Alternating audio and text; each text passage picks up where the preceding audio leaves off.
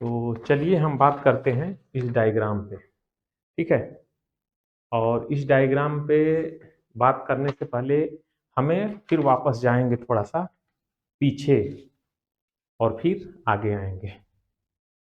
यही करना पड़ेगा ना, कि हो जाएगा उसके बगैर? हाँ?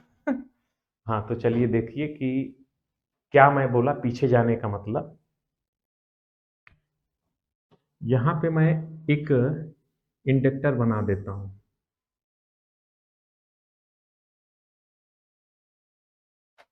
और यदि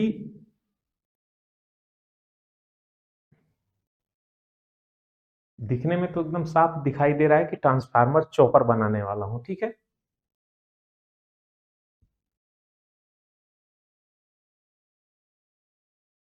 चलिए मैं बना ही देता हूँ।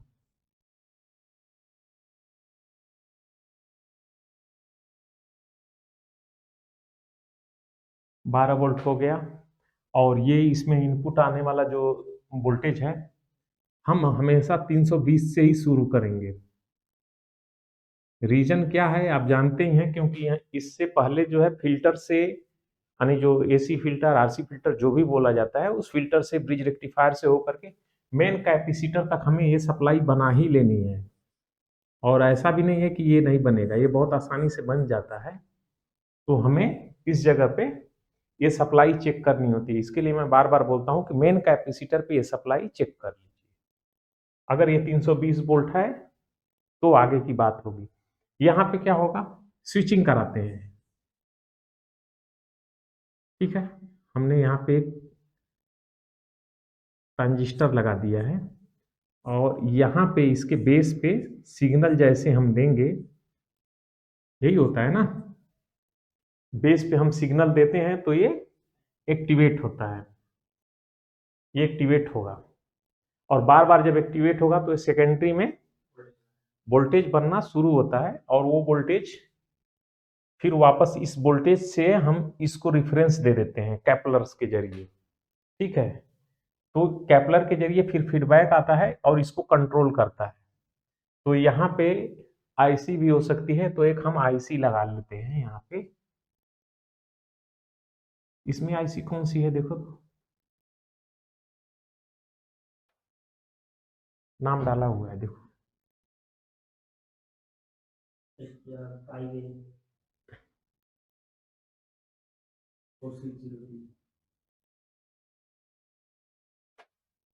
लाओ मुझको दो। इसमें ये हो गई, ये वीसीसी है और ये इसकी ड्रेन हो गई। क्या है? हाँ, ड्रेन। ड्रेन ही है ना? और ये क्या है? सोर्स है, यानी नेगेटिव से कनेक्टेड। अब ये वाली आईसी को अगर हमको इस पावर सप्लाई में लगाना है, तो हमें ऐसे लगाना होगा और इसमें एक ऑक्सिलरी सप्लाई की ज़रूरत पड़ेगी, क्योंकि यहाँ पे वीसीसी इसको चाहिए, ठीक है? वीसीसी यहाँ पे इसको चाहिए। तो इसे ग्राउंड कर लो और यहाँ से एक डायोड लगा करके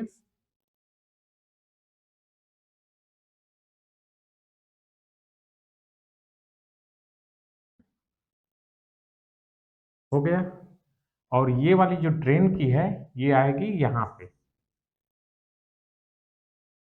अब इसको कंट्रोल कराने के लिए इस पिन पे हमें यहाँ से फीडबैक कैपलर के ज़रिए बना करके लाओ और चाहे जैसे भी लाओ, ठीक है? यानी यहाँ पे वो सब लगेगा ना, जो रेजिस्टेंस है, जो डिवाइडर था, वहाँ से हमको यहाँ पे रेफरेंस बनाना होगा, चाहे टीएल से बनाइए, चाहे डायरेक्ट बनाइए। तो डायरेक्ट बनाना है तो डायरेक्ट भी बना लो ऐसे। पूछ ही रहे थे ना कि कैसे बनता है, यही था ना? लो हो गया, ये 1 नंबर हो गया, ये 2 नंबर हो गया, यही तो था। तो 1 नंबर पे अभी ये 12 वोल्ट का हमने अगर लगा दिया यहाँ पे, तो 1 वोल्ट इसके अंदर ड्रॉप हो जाएगा, यानी 13 वोल्ट जब होगा यहाँ पे, तो ये बल्ब जलेगा और ये एक्टिवेट होगा और ये वाला ग्राउंड से इस तरह से होगा और इसे ला करके इस पिन पे दे देंगे। तो जैसे ही ये ऑन हुआ यानी यहाँ से जैसे ही इसमें सप्लाई देंगे स्विचिंग करना शुरू कर देगा। ठीक है, ये स्विचिंग करना अपने आप स्वतः शुरू करेगा और ये स्विचिंग करते जाएगा तो यहाँ पे वोल्टेज बढ़ेगा और जैसे जैसे वोल्टेज बढ़ते जाएगा 12 वोल्ट से ऊपर जैसे ही होगा वो बाकी इसमें आ जाएगा और जैसे ही ये ऑन हुआ ये स्विच यानी इस तरह से कनेक्ट होगा और कनेक्ट होते ही यहाँ पे वोल्टेज पहुंच जाएंगे और वोल्टेज पहुंचते ही वहीं पे ये स्टेबल हो जाएगा, वहीं पे रुक जाएगा और उसी पे स्विचिंग करते रहेगा। अब आते हैं इस जगह पे यानी बक कन्वर्टर पे। अब इसमें से हमको क्या निकालना है ये निकाल देते हैं बाकी।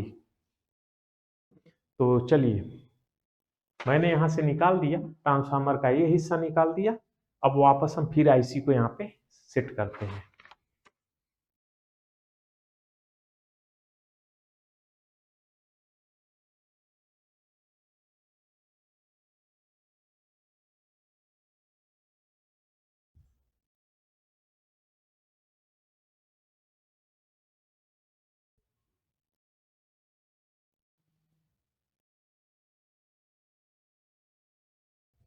तो अब देखिए इसे रख देता हूँ, इसकी हमें ज़रूरत तो नहीं पड़ेगी।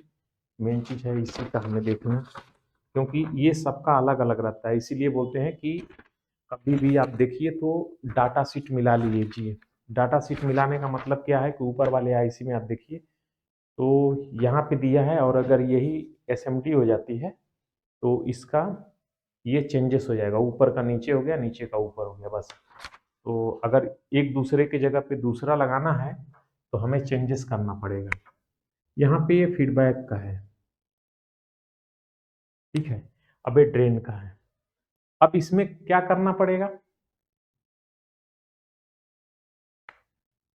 एसएमपीएस में इसमें हम स्विचिंग कराते हैं।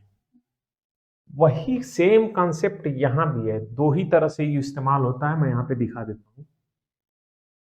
यहाँ पे मान लेते हैं कि हमारी कोई बैटरी है, यहाँ पे प्लस सप्लाई हो गई, ये माइनस है, ठीक है। अब इसे अगर हम यहाँ पे स्विच लगा देते हैं इस जगह पे ऑन ऑफ करने के लिए और इस तरह से कॉइल एक लगा लेते हैं, ठीक है। और यहाँ पे एक डायोड लगा लेंगे,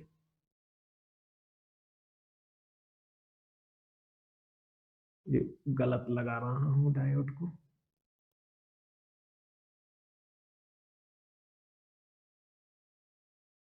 और ये हमारा लोड हो गया है यहाँ पे, ठीक है। तो अगर हम इसे जब इस स्विच को ऑन करेंगे तो ये करंट इस तरह फ्लो होगा, लेकिन पहले ये करंट को रोकेगा। इसका काम ही है ना यही, तो पहले करंट को रोकेगा और जैसे ही हम करंट को, यहाँ पे कैपेसिटर तो हमें लगाना ही पड़ेगा, ठीक है। तो ये जैसे ही हम इसे ऑन करेंगे तो ये करंट को पहले रोकेगा फिर जाने देगा। अगर यहाँ पे हमें फीडबैक सेट कर दिया है कि कितना वोल्टेज हमें चाहिए तो वहीं पे जा करके ये फीडबैक को, ये स्विच को ऑफ करा देगा। यानी 15 वोल्ट चाहिए तो 15 वोल्ट जैसे ही यहाँ पे बनेगा ये स्विच को ऑफ करा देना है। जैसे ही ऑफ कराएगा तो पहले ये प्लस था, अभी क्या बनेगा, ये माइनस बनेगा। जब माइनस बनेगा तो ये रास्ता इसका ये बन जाएगा ना, क्योंकि इधर तो स्विच ऑफ हो गया रहेगा।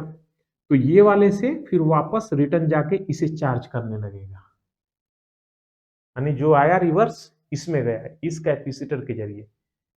और यही चीज बूस्ट कन्वर्टर जो होता है जिसे पीएफसी बोलते हैं, जबकि पीएफसी दूसरा चीज होता है, लेकिन बोलते हैं लोग पीएफसी, तो पीएफसी से ही समझो।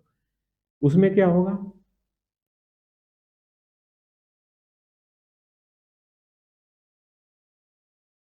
सेम चीज, प्लस और ये माइनस।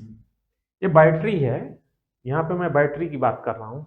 तो ऐसे कर देता हूँ सिंबल तो आपको समझ में आ जाएगा कि इधर से वोल्टेज देना है, ठीक है। अब यहां से, अब इसको अगर जो फिर हमें बूस्ट बनाना है, ये तो बक का हो गया जो हम बात करने वाले हैं, और ये बूस्ट का हो गया जो वोल्टेज बढ़ाएगा। तो यहाँ पे फिर यही कॉइल लगाएंगे ऐसे, और फिर यहाँ पे, और यहाँ पे कैपेसिटर, यानी ये दोनों एक ही पे हो गया। स्विच अब यहाँ पे लगाएंगे,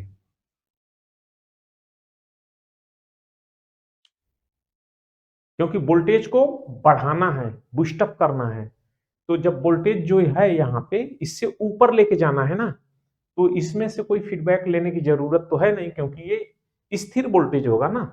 अब 24 वोल्ट है तो 24 वोल्ट ही रहेगा यहाँ पे। यानी अगर हम बोल देते हैं कि 24 वोल्ट है और इसे हम कर देते हैं, मान लेते हैं कि ये 50 वोल्ट है और हमें यहाँ पे 15 वोल्ट चाहिए, तो यहाँ पे फीडबैक का सिस्टम बनाना होगा कि जैसे ही 15 वोल्ट यहाँ पे बने, स्विच को ऑफ करा देना है, ऑफ और ऑन कराना है।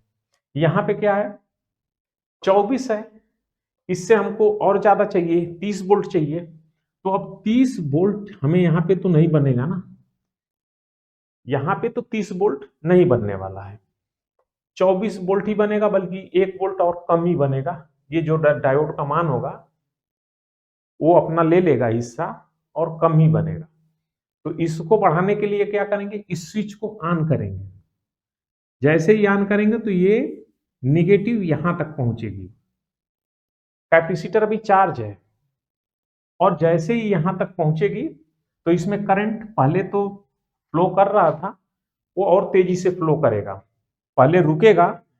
इसका काम ही है, ये इंडक्टर का काम ही होता है कि जो करंट पहले हम देंगे उसे पहले रोकेगा, फिर इसके बाद अगर करंट वही मांग है तो फिर देते रहता है। लेकिन जैसे ही अगर करंट की मांग कम हो गई या खत्म हो जाता है, पावर आना पीछे से बंद हो जाता है, तो फिर वो अपने अंदर का जो चार्ज रखे रहता है उसे देते रहता है। अब ये मत समझिए कि बैटरी है वो चार्जिंग कुछ देर तक रहती है, वो सेकंड के बहुत छोटे से भाग की बात हो रही है यहाँ पे। तो यहाँ पे देखिए कि जब इसमें हम स्विच को एक बार ऑन करेंगे तो ये करंट इसमें जाएगा, करंट इसमें से यानी ये चार्ज होना शुरू करेगा, और जैसे ही हम इसे रिलीज करेंगे तो पहले ये प्लस था ना, यहाँ पे माइनस था, जब हम छोड़ देंगे इसे तो क्या बनेगा, प्लस बन के निकलेगा ना। तो ये रास्ता ये पकड़ लेगा, क्योंकि यहाँ तो हट गया, तो ये जाकर के फिर वापस इसे चार्ज कर देगा, तो बढ़ने लगता है वोल्टेज। तो यहाँ पर आपका बक हो गया, ये आपका बूस्टअप हो गया।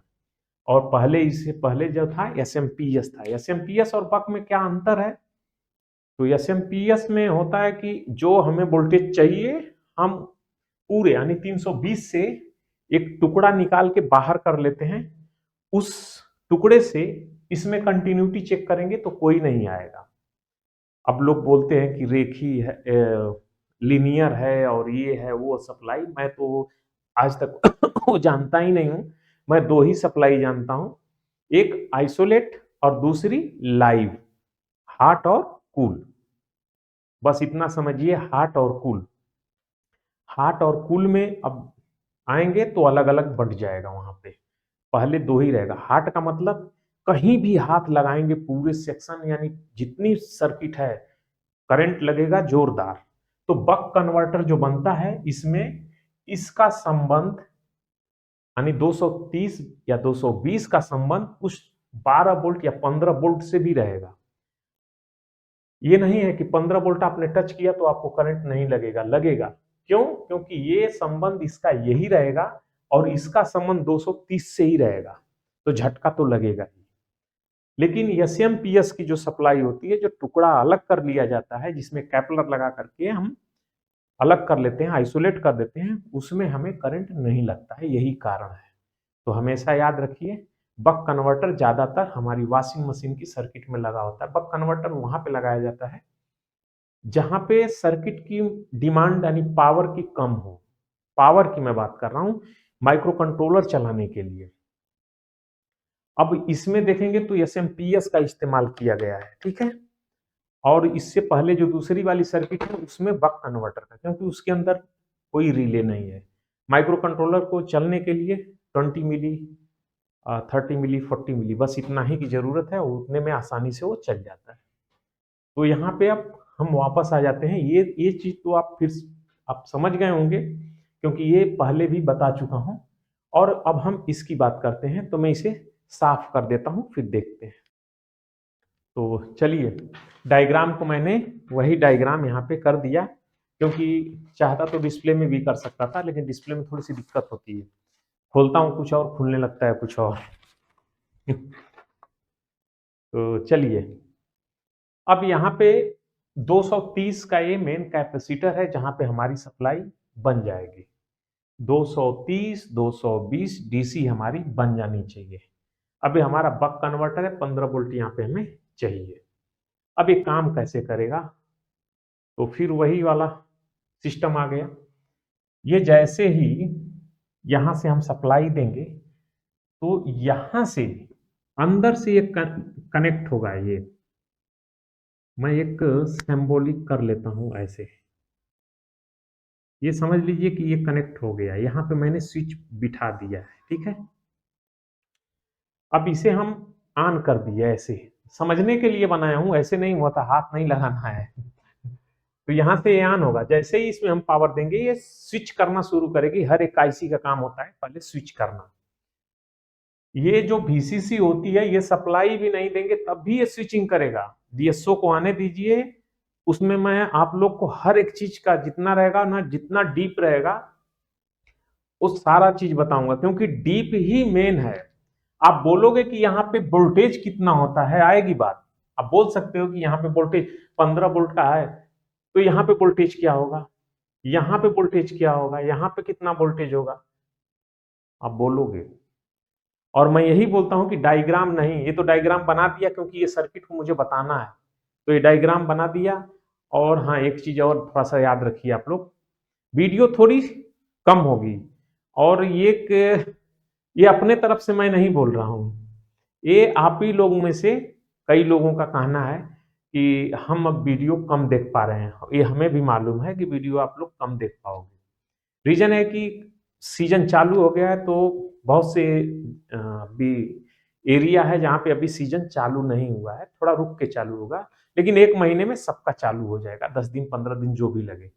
बारिश गिर जाएगी कहीं पे, तो वहां पे तो अभी थोड़ा मौसम ठंडा हो जाएगा तो कम, लेकिन चालू लगभग लगभग हर जगह पे हो चुका है। तो उसमें क्या होगा कि आप लोग को फील्ड में ज्यादा रहना है, तो वीडियो पे आपका ध्यान भी कम रहेगा, तो वीडियो थोड़ी स्लो भी होगी, क्योंकि जहां आप इस काम में फंसे हो वैसे मैं भी फंसा हूं। लेकिन उसका हल निकालने के लिए कोशिश मैं कर रहा हूं कि लाइव जो वीडियो की रिपेयरिंग रहेगी वो आपको दिखती रहेगी। तो ज्यादातर रिपेयरिंग का ही दिखेगा, लेकिन उसमें मैं एक्सप्लेन नहीं कर पाऊंगा। रीजन ये है कि काम करके देना है, रुकना तो बिल्कुल नहीं है, चलते रहना है। ये 3 महीना या 4 महीना जो है, इसमें लगे रहना है। तो अब यहाँ पे देखिए, ये स्विच जैसे ही करेंगे, ये स्लोली स्विचिंग करना शुरू कर देगी। इसे मैं DSO में दिखाऊंगा, सिर्फ ये सप्लाई मैं जैसे ही कनेक्ट करूंगा तो आपको स्विचिंग दिखना शुरू कर देगी। तो यहाँ पे स्विचिंग करेगी, और ये करंट ये रास्ते से हो करके निगेटिव तो एकदम सीधा जा रही है इस कैपेसिटर को, ठीक है। और ये वाला देखेंगे तो ये इस रास्ते से हो करके इस जगह पे आएगी। अगर यहां से ये फीडबैक नहीं रहा ये, तो इसमें ये करंट ऐसे फ्लो कराती रहेगी, और यहां पे ये बढ़ते रहेगा, ये भी फट जाएगा, आगे का सिस्टम भी नष्ट हो जाएगा, खराब हो जाएगा। लेकिन ये आईसी का जो पावर होती है, ये देखा जाता है, यही सब देखा जाता है कि इधर वाटेज की खपत कितनी है, 3 वाट 4 वाट 5 वाट, तो 5 वाट के हिसाब से ही हम आईसी का सेलेक्ट करते हैं। बहुत से लोग बोलते हैं कि मॉड्यूल लगा लीजिए, बोलते हैं ना मॉड्यूल लगाने के लिए। मॉड्यूल का विकल्प कहां पे रखेंगे तो अच्छा रहेगा, एसएमपीएस में रखिए।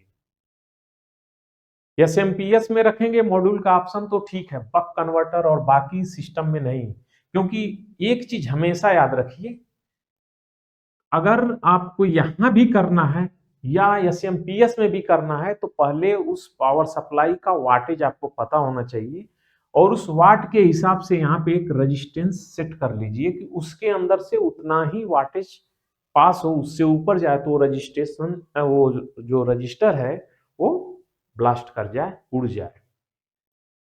कोशिश करिए कि जो एसएमपीएस है, जो आईसी लगी है, वही आईसी उसी वाटेज की लगाइए, उससे ज्यादा की नहीं, नहीं तो नुकसान होना तय है। लेकिन एसएमपीएस में एक बार चल जाता है कि यही उड़ेगा, क्योंकि एसएमपीएस बिल्कुल अलग होता है, तो स्विचिंग के जरिए ही जाने वाला है उस तरफ वोल्टेज। लेकिन यहाँ पे कोई प्रैक्टिकल काम नहीं करेगा, यहां से घुसा और सीधे धड़ाम करके उड़ा देगा, क्योंकि ये डायरेक्ट है। अब देखिए ये डायरेक्ट हो गया ना, लेकिन अगर ये सही रही तो नहीं होगा, लेकिन अगर सही नहीं रही, ये डिस्टर्ब हुई तो उड़ा देती है। इसीलिए एलजी और सैमसंग के बोर्ड में जब ये उड़ती है पावर सप्लाई तो एमसीयू 100% उड़ी जाता है। किसी किसी में बच जाता है, बचने का कारण रहता है यहाँ पे एक मुच्छड़ भाई को लगा देते हैं। मुच्छड़ भाई बोले तो जीनर डायोड। ये कितने मान का लगेगा यहाँ पे? 18 लगेगा, 16 लगेगा, 1 वोल्ट 2 वोल्ट ऊपर ही रखते हैं जो हमें सप्लाई चाहिए यहाँ पे। अब आ जाते हैं यहाँ पे, तो देखिए ये वाला जो पार्ट है ना, ये देखिए यहाँ ये फीडबैक है, ये एफबी पिन है, फीडबैक की पिन ये है। यहाँ पे फीडबैक जब आ जाएगा, जितने पे आएगा उतने पे ये स्विचिंग रोक लेगी, उतने पे ही स्विचिंग करेगी। यानी जैसे ही वोल्टेज कम होगा ये यहाँ पे ये स्विचिंग करेगा, यानी इसके अंदर स्विचिंग होगी, और जैसे ही वोल्टेज इसके पास में पहुंचेगा तो यहाँ पे अब रेफरेंस बना करके सेट किया हुआ है। यहाँ पे जो कैपेसिटर है ये VCC के लिए है, इसके VCC इसे चाहिए स्वतः के लिए। यहाँ पे देखिए इसकी सोर्स की पिन है, चारों पिन को एक साथ में कर दिया गया, यहीं से निकाल करके इंडक्टर। करंट कैसे फ्लो होगा? ऐसे ही होगा ना, ऐसे ही होगा, और लोड के जरिए होकर के फिर वापस आएगा। तो पहले तो ये इसमें ही जाएगा ना, ये कैपेसिटर को चार्ज करने करेगी तभी तो वोल्टेज बनेगा, तो पहले तो ये करंट खाएगा। लेकिन जैसे ही यहाँ पे वोल्टेज बनेगा, कितना वोल्टेज इस तरफ से पार होगा वोल्टेज, कहने का मतलब यहां से जैसे ही ये 15 वोल्टेज की, पहले तो होगा नहीं, जैसे ही ऑन करेंगे तो तुरंत तो बनने नहीं देगा, क्योंकि पहले तो ये खाएगा, पहले ये रोक के रखेगा, फिर स्लोली बढ़ने देगा। जैसे ही बढ़ेगा, स्लोली का मतलब सेकंड के 1000वें हिस्से की बात मैं कर रहा हूं, वो स्लोली यहाँ पे लगता है हमको कि बटन दबाएंगे स्लोली, नहीं, बटन दबाए काम हो गया, नैनो सेकंड में होता है ये काम, ठीक है। तो यहाँ पे बात करते समय मैं इसीलिए बोलता हूं कि 1 मिली यानी 1 किलोमीटर, हमें 1 किलोमीटर की मैं बात करूंगा तो 1 किलोमीटर में 1 मिली सेकेंड की हम बात कर रहे हैं, 1 मिलीमीटर की बात कर रहे हैं, उसकी बात हो रही है, अंदाजा लगाइए। तो यहाँ पे ऐसे करंट फ्लो होगा, लेकिन जैसे ही ये वोल्टेज यहाँ तक पहुंचेगा तो ये रिफरेंस है ना यहाँ पे सेट किया हुआ। अब आ गई बात कि 2 डायोड किस लिए लगा है, समझ में आ गया है? ये डायोड 2 इसलिए लगता है, पहली बात तो ये डायोड जैसे ही सप्लाई बनाएगा, यानी इस तरफ वोल्टेज बनेगा, तो ये डायोड इस तरह से जाना भी शुरू करेगा यहाँ पे। लेकिन ये ऐसा नहीं है कि एक ही बार में एक करंट ऐसे दे देती है, ये ऑन ऑफ करेगी, इसका स्विचिंग का काम ही है, तो ऑन ऑफ करके इस वोल्टेज को बनाएगी। तो ये ऑन जब भी होगी तो यहाँ पे क्या रहेगा, पहले प्लस रहेगा ना, निगेटिव यहां से जा रही है इस कैपेसिटर पे, प्लस यहां पे होगा तो प्लस इस तरफ आया, इसमें जा रहा है कैपेसिटर में, फिर ये ऑफ होगी तो ये तुरंत बदल देगा, ये निगेटिव होगा, तो निगेटिव अब इधर नहीं जाएगा ना, ये तो पाथ इसका बन गया, फिर वापस गया तो इसी को चार्ज करने लगा, निगेटिव के दूसरे हिस्से से यानी कैपेसिटर को चार्ज करने लगा। और यहीं से ये वाला कैपेसिटर भी हमारा अटैच है जो VCC के लिए है, ये वाला, तो ये भी चार्ज होगा ना, क्योंकि प्लस, अभी प्लस सप्लाई इस कैपेसिटर है ना यहाँ पे, एकाएक तो खत्म नहीं होगा, तो ये सप्लाई इसके जरिए होकर के ये कैपेसिटर को चार्ज करेगी, और रिवर्स में जब ये निगेटिव आएगा तो वो इधर गई और इसी से ये चार्ज हो गया, और ये कैपेसिटर चार्ज हो गया तो उतने चार्ज से इसका वीसीसी का काम चल गया। हो गया ना? कुछ समझ में, मतलब ऐसा तो नहीं ना कि कुछ प्रॉब्लम हो रही है? अगर होवे तो बोलिएगा, हम दूसरे ढंग से करेंगे। तो ये हो गया ऐसे। अब रह गई बात इसका, क्या? रिफरेंस। रिफरेंस यहाँ पे सेट किया हुआ है। यहाँ पे जो फीडबैक की है, ये 2-3 तरीके से फीडबैक को डायरेक्ट चाहें तो एमसी, जहां पे बक कन्वर्टर होता है, अगर ये एसएमपीएस होता तो हम अलग से इसमें कैपलर लगाते, और हमें सेपरेट करना होता तो कैपलर लगाते, उस तरफ से एक रेफरेंस तैयार करते, फिर इस तरफ लाते, और यहाँ पे हमें वही चीज सेट करना पड़ता। लेकिन यहाँ पे एक ही है पूरा, तो हमें जरूरत नहीं है, हमें यहीं से बना लेना है, क्योंकि यही प्लस सप्लाई यहाँ पे लानी है। तो यहाँ पे कितना वोल्टेज होगा? अब वोल्टेज देख लेते हैं। तो रेजिस्टेंस का नंबर क्या है यहाँ पे? नंबर बोलो ना। 4.3 शायद ना, ये 4.3 के, और ये 47 के, और ये 10 के। तो अब आएगी बात कि यहाँ पे वोल्टेज क्या होगा, और ये वोल्टेज कहां से नापेंगे? ये भी तो बात आएगी ना। ये वोल्टेज यहां से नापा जाएगा, ना कि यहां से। ठीक है, ये वोल्टेज यहां से नापेंगे। तो ये रहेगी हमारी निगेटिव, यहीं पे माना जाएगा, और यहीं से हमें ये देखना होगा। यानी इस निगेटिव से ही हमें इस वोल्टेज को देखना है, क्योंकि यहीं पे इसमें ड्रॉप होगा ना वोल्टेज, जो चेक करना होगा। तो यहां से चेक करना होगा, ना कि यहां से चेक करेंगे, क्योंकि ये दूसरा है, ये दूसरा है। ये निगेटिव सिर्फ एकदम बिल्कुल अलग हो गया, ये कंसेप्ट ही अलग है। तो यहाँ पे हमें यहीं से इसका वोल्टेज चेक करना होगा ना, इस जगह से, इस जगह से, सोर्स से लेके फीडबैक पे। और एसएमपीएस में भी लगा होगा तो हमें सोर्स से फीडबैक पे ही चेक करना होगा, दूसरा कोई जगह ही नहीं है। और यहाँ तो बिल्कुल अलग है। ठीक है, तो चलिए अभी इसको निकाल लेते हैं कि कितना वोल्टेज होगा। चलिए होता है ऐसा। तो यहाँ पे देख लीजिए, ये अब इस जगह पे हमें वोल्टेज चाहिए, तो वोल्टेज चलेगा कैसे वो भी तो देखना पड़ेगा।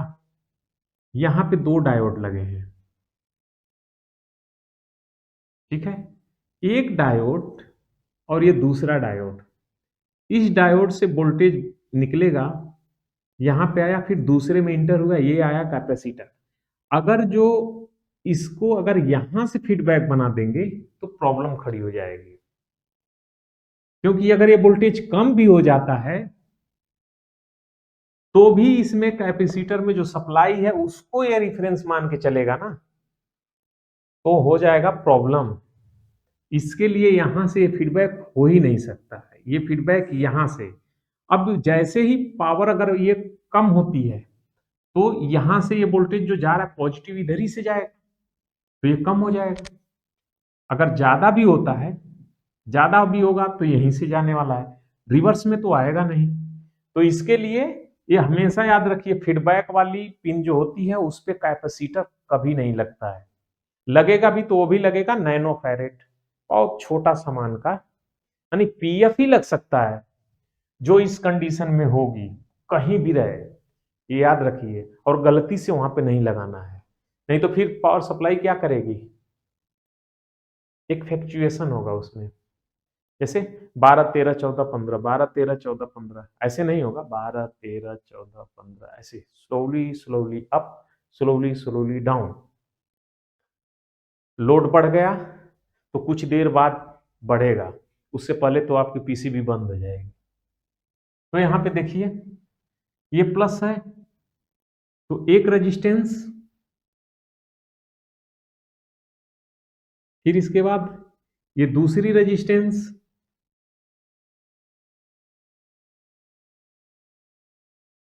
ये चली गई आईसी पे, तो हमारा एक रेफरेंस का ये हो गया, और यहां से ग्राउंड से आने वाला ये है निगेटिव से, तो ये हो गया आपका 10 के। तो यहीं पे वोल्टेज यानी यहाँ पे जो वोल्टेज है वो क्या होगा, वीडियो को रोक लीजिए और कैलकुलेशन कर लीजिए, फिर चालू कर लीजिएगा। हाँ, तो चलिए यहाँ पे हम पहले इसका कैलकुलेशन कर लेते हैं। ये कितने मान का है? 4.3 और ये 47 और ये हो गया 10 के। पहले सभी को जोड़ेंगे, फिर आई निकाल लेंगे, यानी फार्मूला भी लिख देता हूं, आई बराबर V बटे R, और फिर V बराबर I इंटू R।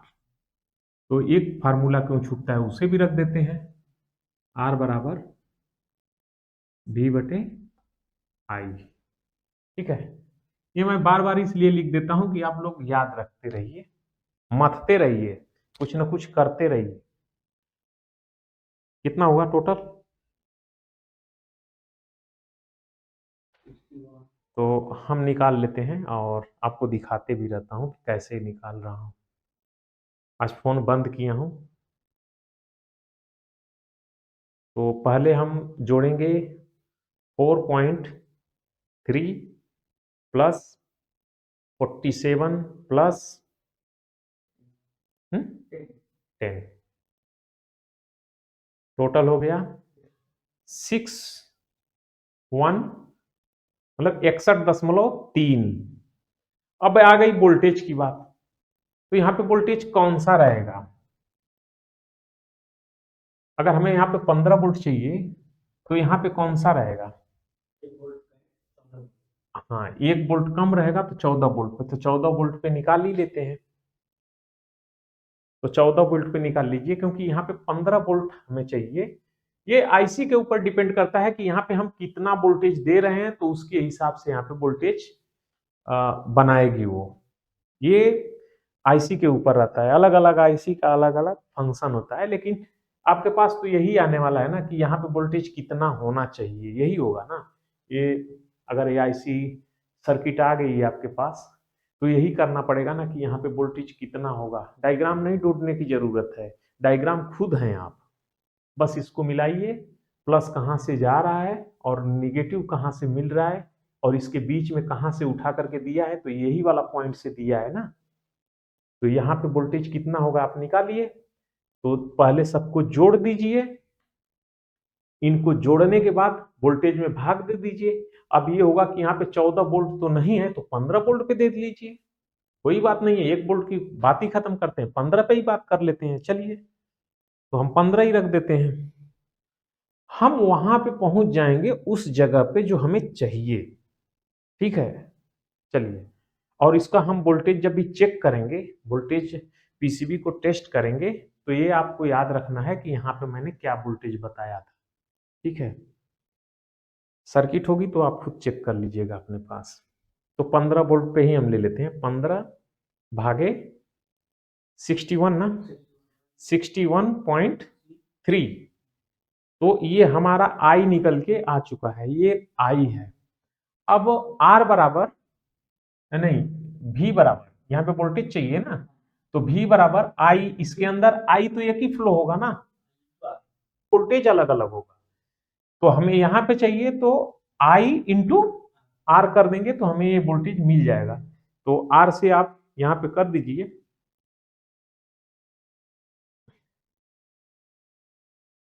गुणते 10, तो 2 नहीं, ये तो ज्यादा आया, 2.4 आया। हाँ चलेगा, 2.4 वोल्ट, लेकिन ये वोल्टेज ज्यादा है। हाँ, तो ये 2.2 आएगा, क्योंकि यहाँ पे 15 चाहिए ना। अब इस हिसाब से यहाँ पे वोल्टेज बढ़ जाएगा, क्योंकि 1 वोल्ट ज्यादा है, लेकिन यहां भी चलेगा। समझने के दृष्टिकोण से कि यहाँ पे वोल्टेज कितना होगा, तो इससे एक ये वाला वोल्टेज कुछ ज्यादा होगा, पूरा तो नहीं बोलूंगे लेकिन इसमें तो ज्यादा कुछ कम बेसी हो सकता है, लेकिन 14 पे निकालने के बाद कितना आएगा 2.2 वोल्ट। तो अगर जो आप 14 पे इसे निकालते हैं 14 वोल्ट, क्योंकि 14 ही होगा, 15 यहाँ पे है तो 1 वोल्ट इसमें ड्रॉप हो गया, तो 2.2 वोल्ट एक्चुअल यही वोल्टेज आने वाला है। ये 15 पे निकालेंगे तो ये आएगा हाँ आसपास हो सकता है। तो इस तरह से ये काम करता है। अब अगर इसमें कोई दिक्कत होगी, नहीं समझ में आएगा तो आप लोग पूछ लीजिएगा, और वीडियो थोड़ी स्लो रहेगी, ठीक है। तो चलिए नेक्स्ट वीडियो में फिर मिलते हैं।